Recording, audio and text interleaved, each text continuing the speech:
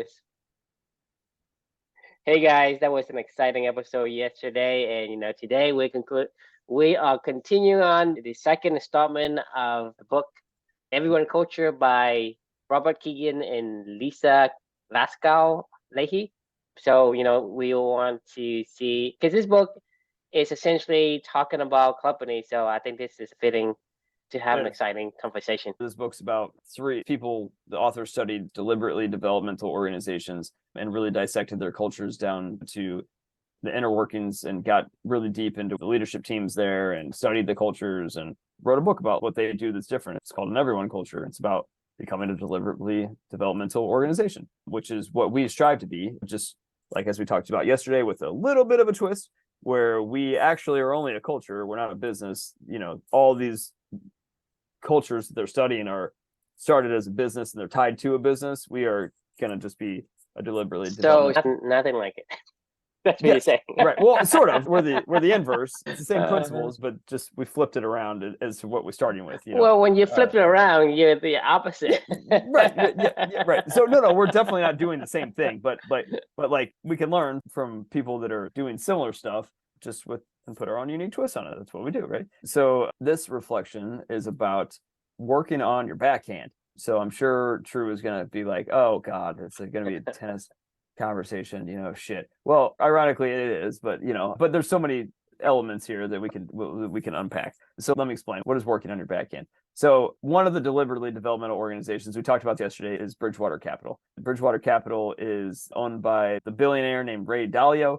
It's his baby, and he developed a very deliberately developmental organization. We've talked about this already in previous reflections where we read Ray Dalio's book, Principles. I can definitively say that is not the culture for Chris Sears, and I could probably guarantee it's not the culture for True either. But that's okay, because that's kind of the point of all this. It's totally okay. The point is, you're supposed to find places where you feel like, I wrote in this reflection, if I were to be hired at Bridgewater, it would feel like a beaver in a desert. I would just be like, oh, this sucks. Every single minute I would just look around. I know for a fact what I would do. I would just look at all these people, because I kind of did this a little bit at Salesforce. I just would look at people and I'm like, oh, you fucking people. You fucking people. I cannot fucking stand you. Like, why do you have to act like this? Like what is wrong with you? And they were loving life and whatever. But like that's a beaver in a desert. They probably looked at probably looks at whatever animals, the armadillo walking by and going, you motherfuckers, like what are you doing here? Why are you here?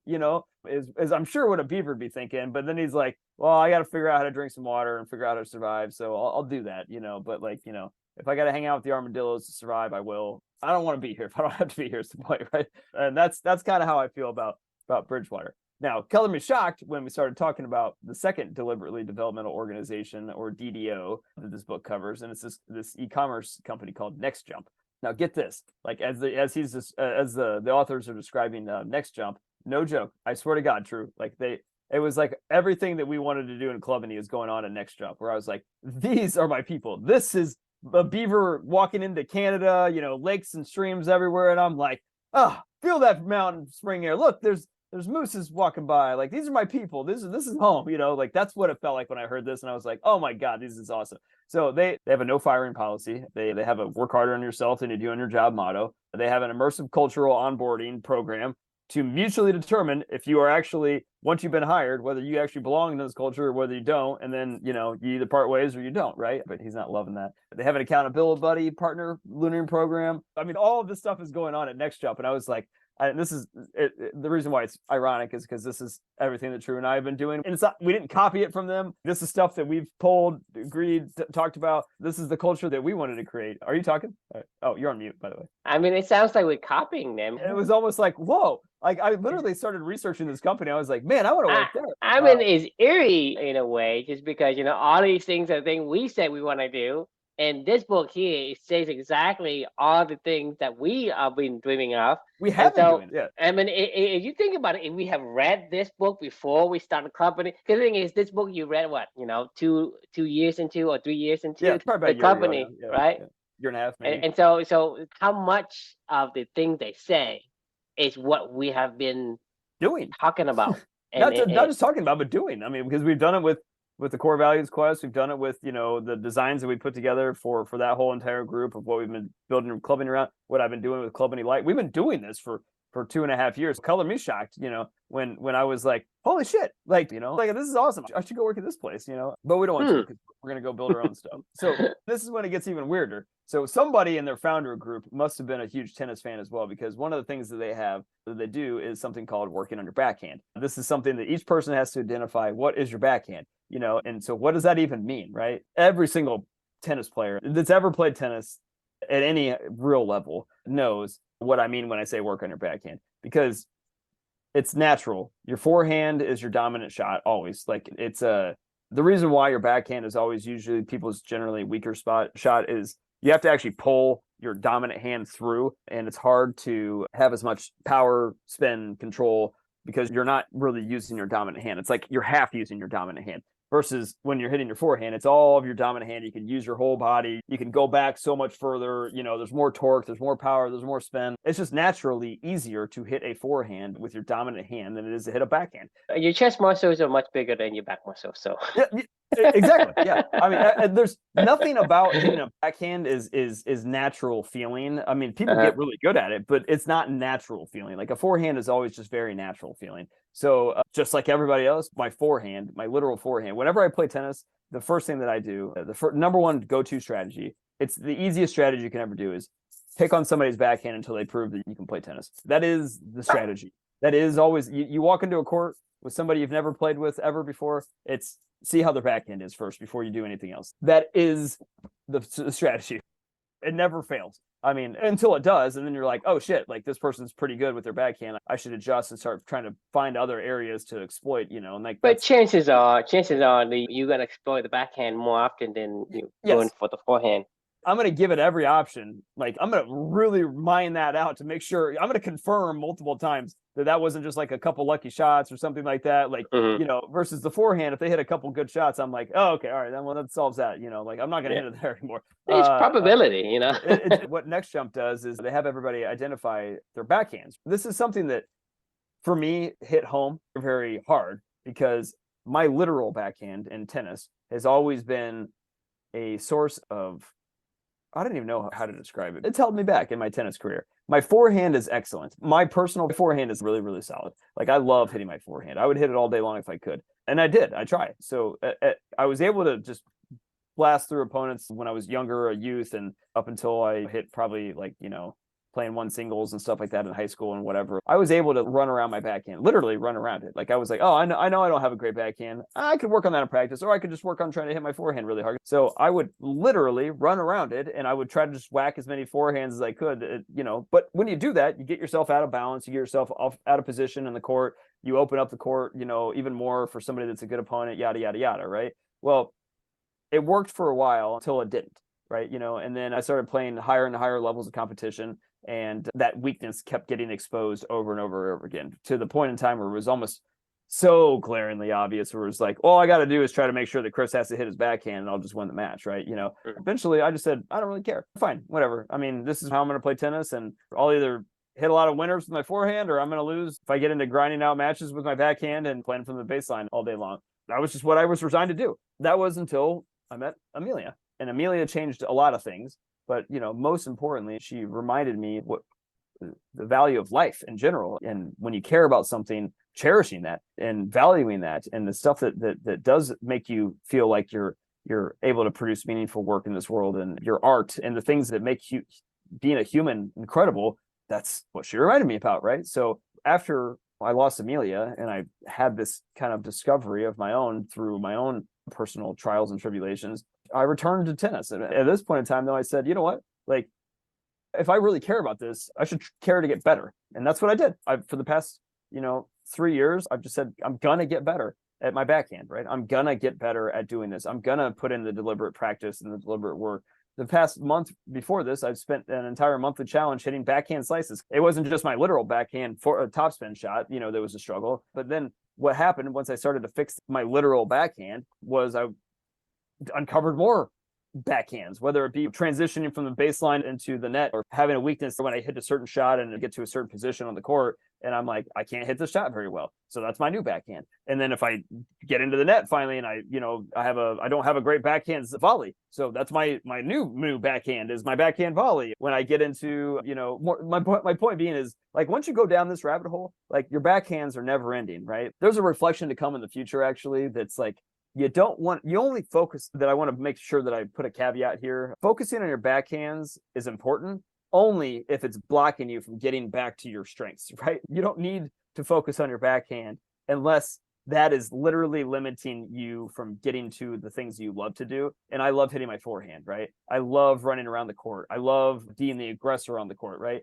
So I say all this with a caveat to say, don't just go start focusing on your backhands because somebody's saying, hey, go focus on your backhands. If you hit a wall in your meaningful work and you go, okay, I know that I can't go further in my meaningful work unless I fix this area, then that's when you focus on your backhand and you relentlessly focus on it. You put in the deliberate practice and the time to get through that so you can get back to going past that and making your meaningful work even that much better, right? So that's a reflection for the future. I didn't write that on this one because I didn't know that yet, but that's something that I wanted to make sure that I said here because I thought that was important. But anyway, yeah, so this is what this focus on your backhand is. And, once you find stuff you love, keep pushing, keep getting better at it because you love it. Why would you let yourself not do that if you love something? No, if you don't love it, don't focus on your backhand. Like, just stop doing it. Like, that's what I wrote at the very end of it. I was like, if you found an activity that aligns with your values, purpose, and mission in life, it's well worth your effort to focus on your backhands that are stopping you from getting back to what you love.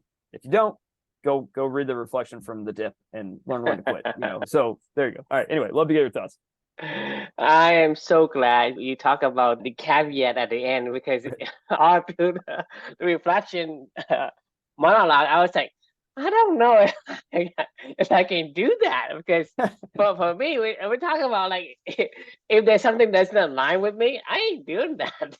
Yeah, fair enough. But I get your point, and I think that makes the whole thing align with what I've been experiencing and what we've been doing in company. Is because to me, it's important to work on backhand only, like you said, only if that is stopping you from doing what you want to do, which is your forehand.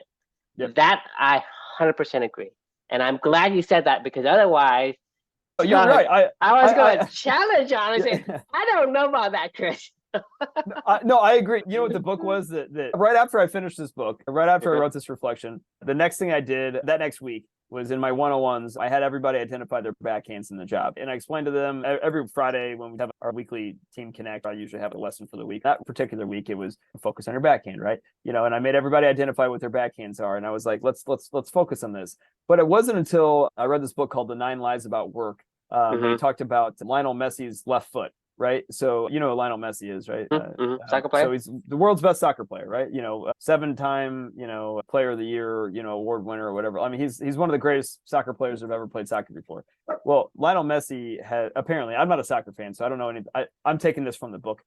So I don't know anything about his game or whatever, like the nuances of that game. But apparently Lionel Messi's left foot is like godly and ungodly good, like the guy can just do anything with his left foot. So everybody's always known, well, we need to get Lionel Messi to play with his right foot. If we can do that, we can kind of stop Lionel Messi a little bit. Apparently Lionel Messi knows this, obviously, and is probably trained to do this stuff. If your left foot is incredible, like Lionel Messi's left foot is, and people are always going to try to get you to use your right foot, like you should probably get really, really, really good at your right foot. And you could probably balance out your touches and yada, yada, yada, and whatever it may be. Well, it turns out that Lionel Messi has like a 10-to-1 touch ratio from his left foot to his right foot. Like he barely ever uses right. He only ever uses it when he absolutely has to. But it's always to get back to his left foot, right? It's always to get back to your forehand for me. I don't want to get stuck in these battles backhand to backhand with somebody. My backhand is good enough now where it is not something you can pick on. Sometimes I can even make it a weapon. If I'm in a match with somebody and I'm going backhand to backhand,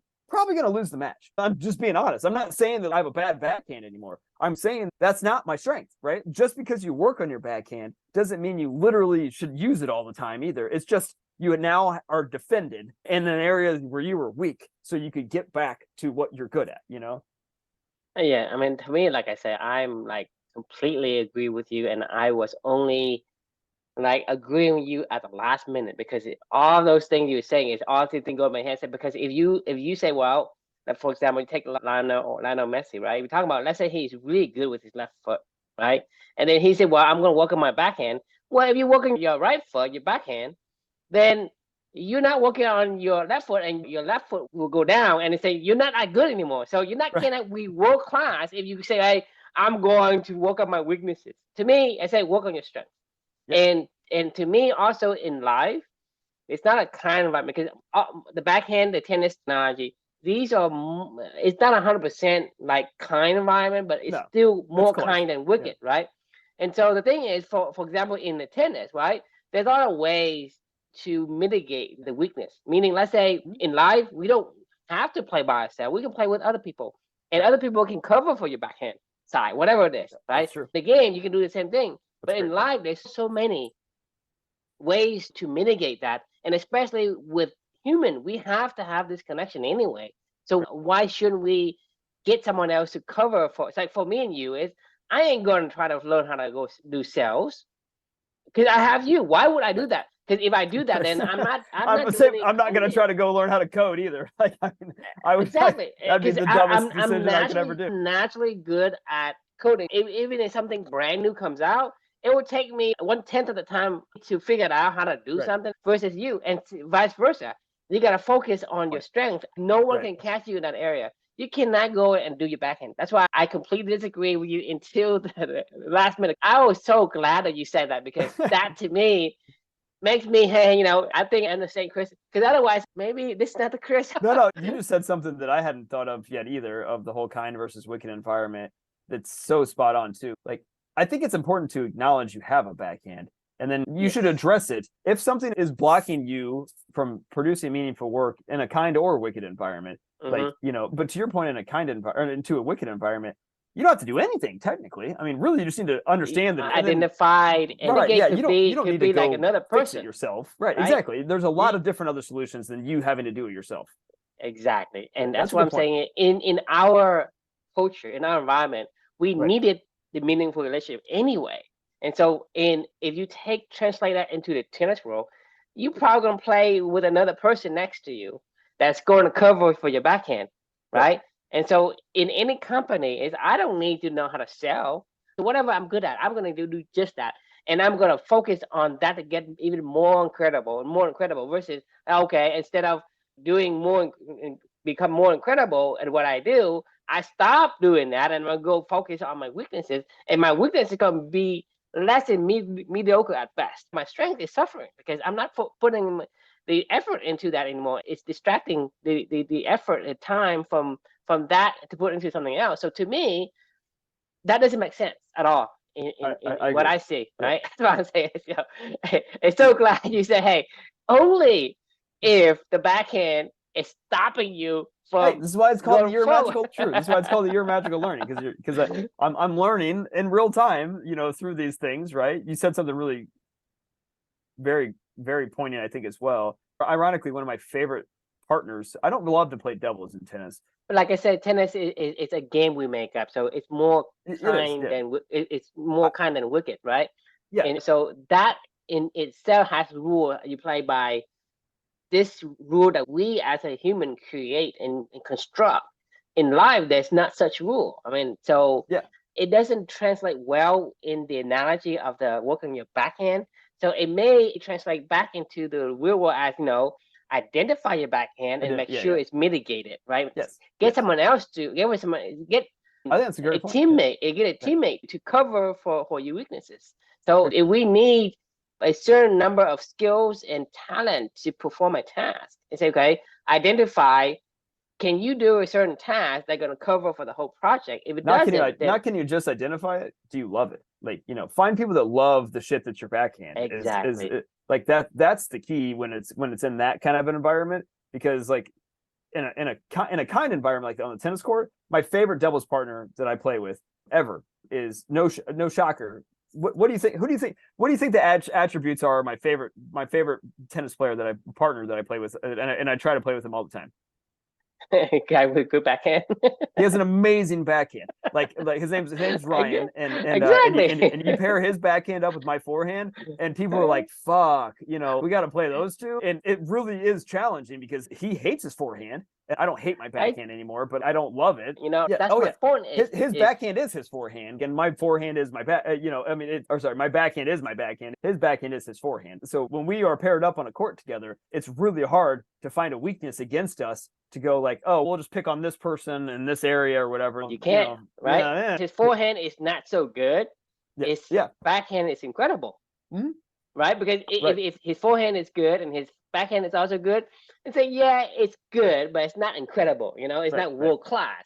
That's the thing, is you cannot be world class if you're trying to do everything. Well, I don't know that either one of us are world class, but I think eventually if you love the game, I guarantee you will become world class. It would go, because to me, it's anyone who loves to do stuff, they're gonna spend 3 times, 10 times the amount of time in doing the effort. So let's say for me, it's like I am like addicted to computers, right? I'm on the computer like 12 hours, 14 hours a day. So who knows more about computers than I? I mean, I can, so you know what I mean. So I'm in the trenches. So something with like food or whatever, I know a bunch of food and the food I like and the ingredients for them. I just know them, right? I'm not really good at it. Like I'm with the coding, and that's what I'm saying is, no one to spend. I mean, you think about an average person spending the time in the computers. You think about them. I mean, talk about, hey, they spend like 8 hours. I mean, that's a lot already, and they get tired. I've seen people that they can't sit at a computer for more than 30 minutes. They can't do it. And to them, it's such a boring job. They cannot do it. And so they have to go out and talk to people and whatever. And for me, it's like, I'm the opposite is, don't talk to me. I need to focus, right? That's what I'm saying. I can sit there and I can give you a solution that is so technical that is far beyond anybody would even stumble by accident upon, because it requires so much concentrated thought to actually come up. Deliberate practice. I mean, really is what it is. But if you're not aligned with that, your body isn't going to allow you to do it. It's going to shut down. And I mean, just like I told you, I stare at the ceiling. Kid you not, like in 5 seconds, my eyes goes down like this. I can't keep it open. Right? I believe you, because I've been doing that too. You just sparked a thought though in my head about like last month I did the 30-day challenge for sadly for me, my favorite shot, my forehand, my shoulder's been all fucked up for the past like 3 or 4 months or whatever. So it hasn't been my favorite shot. As a matter of fact, it's been a very painful shot. Whenever I try to hit it, it really hurts a lot. And so I've been trying to use my backhand more. And so for my 30-day challenge last month, I did 30 days of tennis just because I love tennis. And I was like, I'm going to go work on my backhand slices. I'm going to go work on my backhand volleys. Like that was my main goal, during that time. And I got a lot better at it. But what's been happening? I haven't hit my forehand in a really long time. Every day for 30 minutes a day, I was outside just hitting backhand slices and backhand volleys and whatever. And they got a little bit better. I mean, they did. I feel like I came back in, it just naturally started coming out in some matches and whatever. And I was happy with that. The truth of the matter is, it's like, whenever the past couple of days when I've been out like hitting balls and stuff like that, because I'm still been going on with this trend for 30 minutes of tennis a day, just using my ball machine and going out. Like when I've been hitting my forehand, it's been like, what the fuck is this garbage coming out of my fucking forehand right now? Because I haven't been hitting it. Like I've been only focusing so much on my backhand slices and backhand volleys and stuff. When I try to go hit my powerful forehand, even with my shoulder, it suffers. It's really it's not been a great shot, to be honest with you. I'm like, I mean, this is no joke. I mean, there was yesterday, the courts that are like 2 minutes from my house is the home courts of this small Catholic high school's courts down the street. They don't have their own tennis courts. They use like a public park that's maybe like 2 minutes away from like the high school. They had a match at the courts. So I try to find like 30 minutes or an hour in the middle of the day when I have a tiny break, and I just rush out of here, rush away from my desk, go change my clothes really fast, run down to the courts, take my ball machine out and try to go hit for like 45 minutes and then try to make it back and get unsweaty for like 5 minutes before I have to hop back on my next call. Like this has been my typical thing that I've been doing for the past month. Well, yesterday they were getting ready to play. I did this between 3 o'clock and 4 o'clock, and I had a meeting at 4.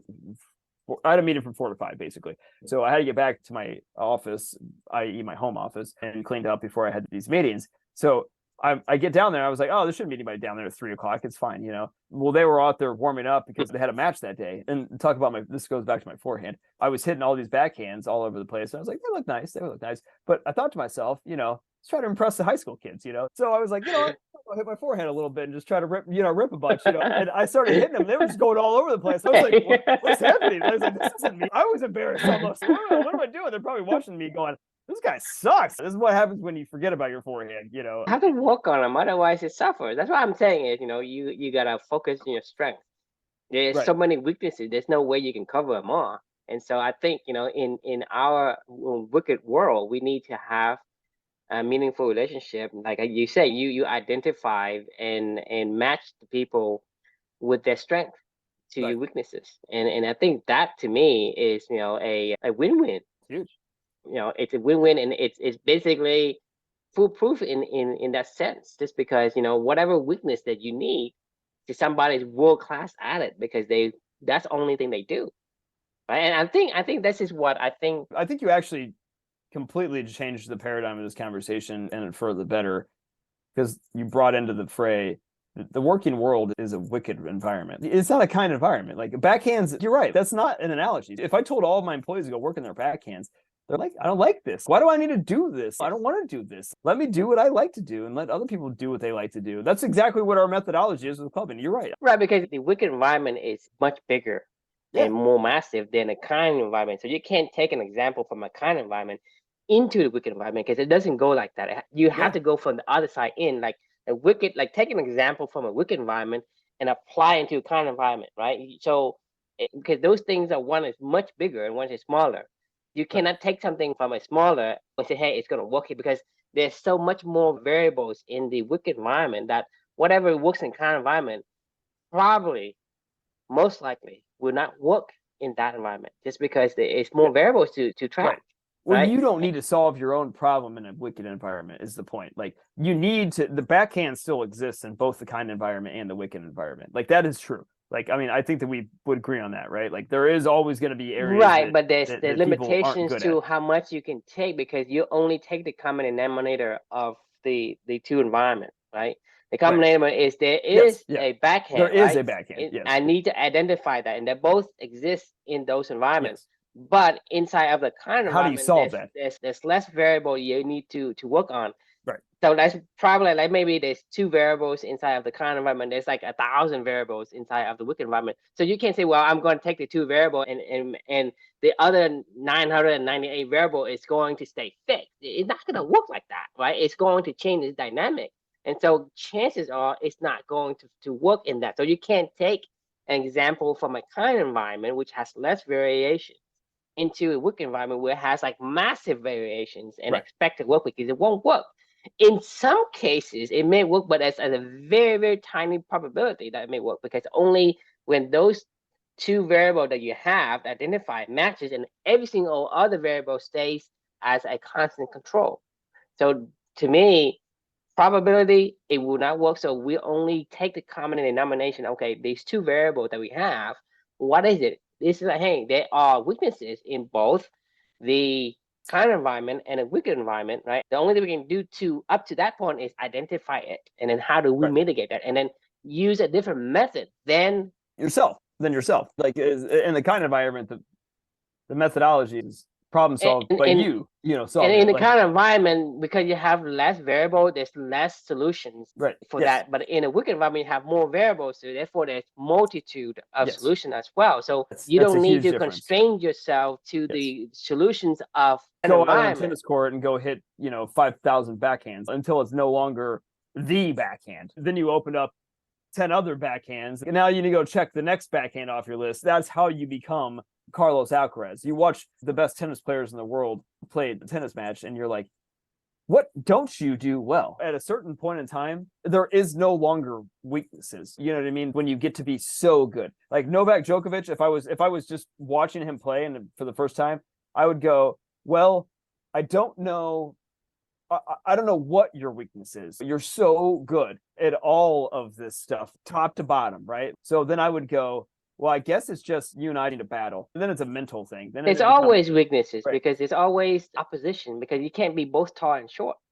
right? Yes, I'm saying you can get really creative, but to come up with a strategy that, like I'm saying, it's so obvious when you're playing against players of my level of going, well, I just need to watch for 5 minutes and I'll figure out, yeah, this is that guy's out of the list of 50 techniques that you need to master. Like I'll go down the list and I'll go, yeah, that's the one that I'm going to go pick on. Eventually I can find that. Right, because like I say, inside there a doesn't kind exist for those environment, guys. you only slice a certain number of variable. Because, for Right. example, I told you about the Nelson Mandela, right? He's a great leader, but he's a terrible father. He cannot be Oh. both great leaders and good father because he has to be out there to lead people. He can't be in the home, right? So you Right. cannot be in both places at the same Or you time. can So be a parent can be a leader too. talk about the You know. leader in Yeah, Nelson Mandela's in Nelson Mandela's situation, case. Yeah. right? Because you can be both outside and leading people outside and Right, leading the right. field, and because you cannot be a great businessman trying to do all these deals and be a good father because you have to spend time somewhere. You can't be spending time in both places. So there's always cases where there's both weaknesses, right, and strength, Yeah. and it opposes each other. So you have to pick one.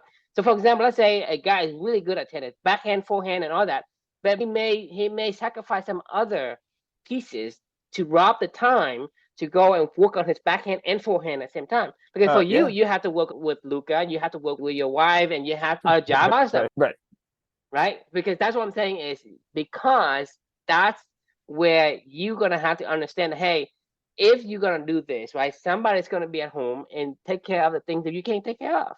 Yeah. In a working environment, we have to rely very on true. meaningful relationship. This is That's why we, very as true. a human being, developed the compulsory need to have the other people that you share your ideas with that can receive the thoughts that align with what you think, because that creates this synergy between the two. Because you and I, right? You and I can be, can go and do things together, and I can do one thing, you can do another thing. But when you combine them, it's like tenfold. It's not double, right? And so that's what I'm saying. I'm good at building stuff, but now I want to go sell stuff, be creative as well. Regardless how much time I have, I probably cannot master both fields.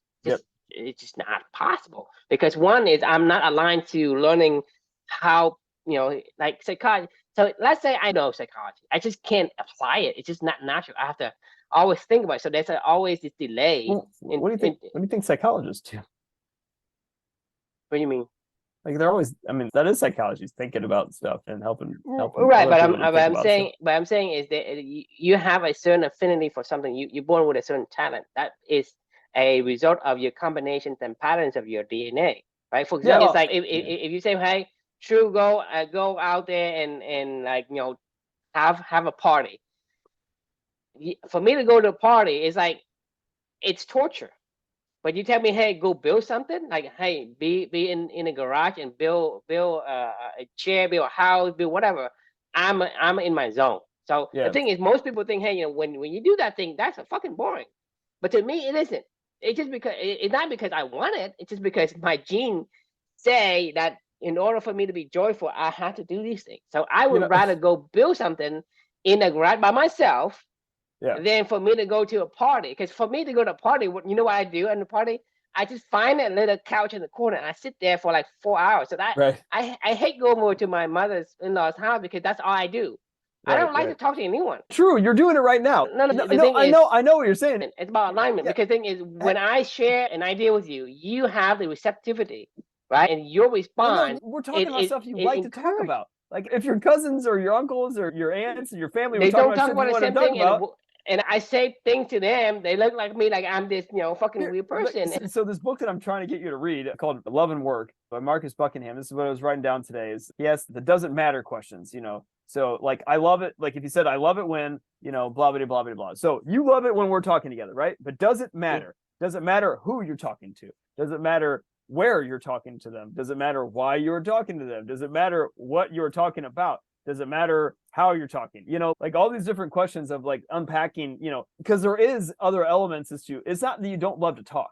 Like that is not true. I know you say this all the time of like, I don't really like to talk. Like that is not true. You talk to me every night for 3 fucking years, every fucking night for an hour. And it's not like I have to coax it out of you or something like that. Like, but the details of the love that you like to bring out in the world matter, is what you're saying. Like you don't like to do that. when you're at your parents' house or your family's house and they're around a bunch of people that you don't give a shit about, talking about the topics you want to talk about. So you just sit there and you're like, well, I don't want to talk to you about football, or well, no, you probably do want to talk. I don't want to talk to you about. I do like football, but people don't talk about football. They talk about some stuff it doesn't matter to me.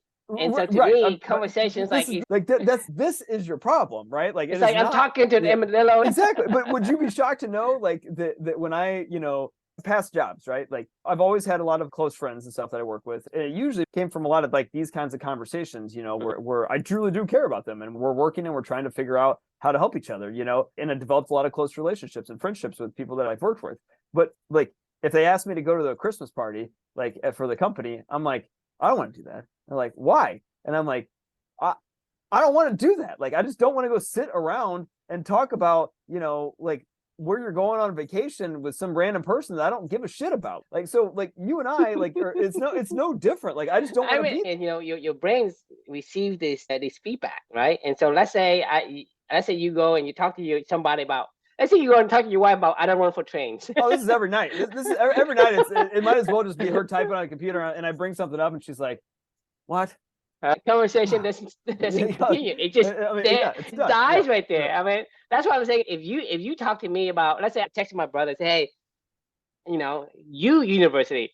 He's like, what the fuck? But if you tell me you university, I said, no, this thing ain't good because you did blah, blah, blah. And you and I can get into it and talk for hours because you and I understand what we mean. Right. And the feedback is encouraging you to talk. But when you go and talk to somebody out there, you're in a different world. Conversation can never continue. I'm good, right? You're like a drone. You're like an asshole. Like, nobody, people, after they meet you, they're like, that guy sucks. Like, what's that guy's problem? Like, he's an asshole, and you're like, no, I'm not. I'm not an asshole. But like, yeah, I probably was an asshole when I was talking to you because I didn't care about you and I didn't care about the conversation. So the conversation isn't stimulating. It's not firing the neurons in your brains, and then you just shut down. And so to me, this is the experience I have with going to the party, because for me I'm very, very straightforward, right? Meaning that I am not the kind of person that is going to please anyone. I don't care who you are. If you don't align with me, I'm not out there to hurt you or do anything bad to you and anything like that. But I'm not going to put an effort in to fake something, because one of the things that I told you about, I would rather that it takes so much energy for me to lie to you, right? To make something up, right? But if I try to be nice and be polite and have a conversation, I have to make up stuff. Right. And to me, that's so hard. I can't do hard. It. And so I'd rather tell you straight to your face, hey, I don't want to talk. I don't like, because then you talk about, hey, you university. Oh yeah, that's good. No, I say that sucks, right? Right. I don't pamper anything. I disagree, so I will will you down. I'm not just letting that go. No. I'm talking about my feelings. Like of course. So you can probably get me to be, you can probably win me over time. Right. It's just right now my feeling is that, and I tell you my feeling, and you know exactly what it is. So I'm like a book, and that's how I operate, because that's why to me integrity is like number 2. Right, number 2, because it rings so true to me that it is so much work for me to tell you something that I didn't mean. I have to make up. I don't even have to lie to you, as long as I don't say anything that is absolutely that I know for a fact that's true. Because if I don't know for sure, I say, hey, I don't know, and this is what I think. But if I don't know, I won't say it, right? Because I'm just backing it up, and that. Right. And so for me to go and talk to people, like whether it's my mom, my dad, or my in-laws, or the people that I don't know, I say, well, I don't know who you are, and you saying things that I don't agree with. What should I do? So for me, I say, well, okay, do I want to tell you straight? And sometimes I do, but I would rather not open my mouth, because whatever you say doesn't align with what I believe in. So I just keep my mouth shut. So what do I love about tennis, or what do I love about pickleball, or what is my developing love of pickleball, or writing, or this conversation, or the culture, or reading, or whatever, like learning new stuff? What really is it? Because I don't love reading, because I hate fucking fiction books. Every time we come, I mean, how many times have I said to you, every single time that I have a fiction book, I'm like, I fucking hated this fucking book. Like, this sucked. Like, I mean, it's like torture to me to read a fiction book. Like, I mean, and like I was talking, I remember I was talking to this one dude that I worked with at Salesforce. His name was Teddy. He was such a good person. Like, I loved our conversations. Like, he was like somebody that I should probably reach back out to him just like because he was really, really, really a good person. I would love to stay connected with him. But he, was following along with some of the stuff that I was doing. He had read the book, I Can't Imagine, because his fiance was a NICU nurse. We had a mutual connection, and it was good, right? He recommended a book about Achilles, the Song of Achilles, 100 Years of Solitude to me. After I read it, I was trying to be nice, and I was like, hey, what do you love? He was like, I love fiction books, I'm like, well, tell me what you like. I said, actually, what I asked him was, tell me what the book that you learned the most from in your life. And he goes, the Song of Achilles. He was like, I know it's a fiction book, but I learned the most from this book. And I go, okay, fine, I'll read it. So I read it, I tried it. It was hard for me to stomach the book, like just to get through it. Not because the book was bad. It was beautifully written. It was really nice. It had a good story. I just was like, it was like snooze fest to me. Like, I mean, literally, I remember at that time, at that time, Luca was, I was the one putting him to sleep every night because Felicia was still working at home. So she would get him up in the mornings and I would put him to sleep at night. And then when she went back to the office, when her school eventually started back up after COVID, we flipped. So I do mornings now and she does nights. So I was still putting Luca to sleep every night. And I remember, and that was when he was still drinking a bottle before bed every night and whatever. Right.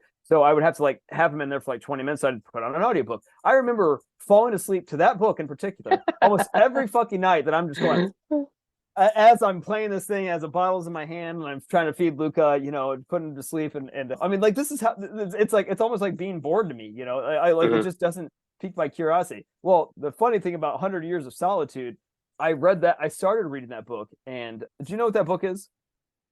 No. Okay. So it's like one of the most famous fiction books of all time. It's called 100 Years of Solitude. It's written by Gabriel Garcia Marquez. Yes, it was originally published in 1967, and it was about the Hispanic world, Latino world, kind of stuff like that, and it was a really great fiction book from this guy. And, I thought it'd be a good book to read with my wife. So we tried, both of us were like snooze fest, like this book is not good. But I told him I would read the book, so I said I was going to fucking finish it. You know when I finished this book? Did you finish it? Did I finish it? Yeah. So I did. Did you know when I finished it? No. Where is it? It's like gotta be like right here. It was like one of the last books. Oh, here it is. Yeah, well, 357. 57. So, you know when I started it? Probably a long time. April. Book 100. It sat. It was one of the only books that I've ever. It just sat in my library like a 3/4 or 1/4 finished. And I saw it every single time, but I would just pass by. I'm like, I can't keep doing this. I can't fucking keep doing this. That was what this reflection was It took so only because I leaned on my values and I said, virtue is what you do when no one is watching, right? Because this was about meaningful relationships. Like, Teddy was a really good guy. Like, and I owed it to him. I promised him I would do it. It's about integrity. This is about, I could have easily never finished that book. I could have easily never written this reflection. I could have easily, and I'm spoiling this reflection for the future. But you can always be honest. Hey, Right. I started the book. I can't finish it. I mean, just like I told you about the book, Let Me People Go Surfing. Oh, yeah, right, yeah. I started, Like, I cannot finish it because yeah. I get so angry with that guy. Right. Well, no, and now it's a different story. Like, you had nothing attached to that. Like, now everybody was recommending it. They said, hey, culture. It's the worst book about culture. The truth is, though, the only reason I did this was because of Teddy, right? And because I promised him I would do it, and I'm not gonna not do it. When I said I was gonna start something, and I agreed to do it, and he said this is one of the books that he learned the most from. So fine, I'm gonna do this because that was what that was about. But like, I don't have that problem anymore. There's been multiple books since Yomo ended, the 365 journey ended, where I've been like, this book sucks. I'm not doing this. And I just deleted it out, stopped it like 20 minutes in or something like that. And I just haven't gone back to it. And that feels so freeing. And I agree with you about the whole. I mean, that's what you did in the beginning. It's like you finished every single thing because you're so competitive and enduring. You never quit. You have a strong character. Yeah. And then eventually I said, well, I don't know. If there's something you don't want to do, stop doing this. It was about the journey. I just don't want to do. And you can try it, but no one, the thing to me is like, okay, if you don't read it, then you don't read it. But that wasn't what I was reading. I wasn't reading any of this stuff for reading. I wasn't so I don't love to read. What I love to do is I love to learn. This is why I love nonfiction books and I love natural history books. I love when I discover something about fucking dinosaurs and I'm coming back and telling you about, like dinosaur shit or something like that. That's really what I like to do. This is why I brought this up. It's about the details of love matters. It is not that I'm not a writer either. I love writing about this stuff. Like if you asked me to go write a fiction book, like it's torture. It's like, I'll think of a scenario, put a character into, give him a persona, blah blah blah. I mean, like, you can give me all the rules. It's just not gonna make me a good writer because my brains go whoop. But you asked me to write about this shit, and you're like, oh, well, that makes sense. I mean, I can make that like captivating. I can write about my daughter's life, and like you can feel, like my spirit coming through that. Like, I mean, you read that book. I mean, like, I know I've read it. Like I like it, and I wrote it. I lived it. Like it's one of those things where it's like it is hard to not feel. But like, I'm not a good writer. Like I would never call myself a good writer. Like, and I would never even think of myself as a writer. I just was able to tell that story because the details matter of love, right? I love my daughter and I love her, everything that she helped me to learn and to teach. And that's why the love comes out in this stuff, right? Like, I mean, it fucking matters, right? So absolutely. So summing up the backhand, like whole entire thing is, I think I'm in your camp 100% of the kind environment versus wicked environment. You should identify a backhand, but like most of the time you're going to be in a wicked environment, so you don't have to put in the deliberate practice and work to fix that backhand. Don't fix it yourself. Right. Yes. Yeah. Get someone else to fix it. Exactly. Yes. That's the key. Like in a wicked environment. It's the only thing that matters because we live in the wicked environment. Well, that's true. But sometimes games are in a kind of environment like tennis or chess. Right. The thing is, when you're in the kind of environment, but in kind of environment doesn't take up all of your time as a human being. No. And so you're gonna spend most of your time dealing, because even when you're playing tennis, you have to deal with people, right? Not just like in the game, you have to, people talk to you and blah blah blah. It's still a wicked environment, even though you're playing a game and you're telling them to adhere to the rules of tennis. They may not. Right. God, are they adhering to the rules of tennis? That's the worst. You can tell them to do it, but whether they do or not, it's still up to their free will to decide whether they're going to follow or they're going to. That's fair. It's a fair point. But I still think you hit the nail on the head, though. I think this is anyway. I'm a good carpenter, so usually I'm pretty good at hitting the nails on the head. Literally. Nice. All right. Well, we can wrap this one up with the question of, what backhands have you identified in your meaningful work activities, and what are you doing to embrace them head on? So that does not mean that you have to physically answer your own problem, like as we just talked about, but you still have to acknowledge them and address them in some way, shape, or form. You have to address them, definitely. It's just that there are so many solutions out there. You don't have to go and work on them. Just like, I can't code and I forget how to code. That's a great point. And I think that's probably the most important point in this whole entire thing. So thanks for joining. That was a fun one. And we will see you for part 3 on Monday. Yep. Sounds good. See you.